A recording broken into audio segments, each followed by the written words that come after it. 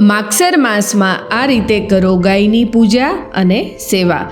માગસર માસ એ ભગવાન શ્રી કૃષ્ણનો સૌથી પ્રિય માસ છે. સાથે જ ભગવાન શ્રી કૃષ્ણને ગૌ માતા પણ ખૂબ જ પ્રિય છે.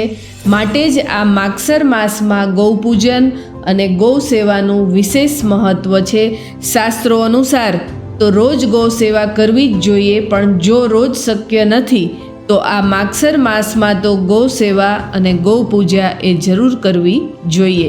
જો તમારા ઘરે કે ગામમાં ગાય હોય તો માગસર માસમાં રોજ ગાયની પૂજા કરો, ગાયને ચારો ખવડાવો, ગાયની પ્રદક્ષિણા કરો, ગાયને પગે લાગી ગાયની પૂંછડીને પોતાની બંને આંખ અને કપારે અડાડી ગાય માતાને સાચા હૃદયથી પ્રાર્થના કરવી.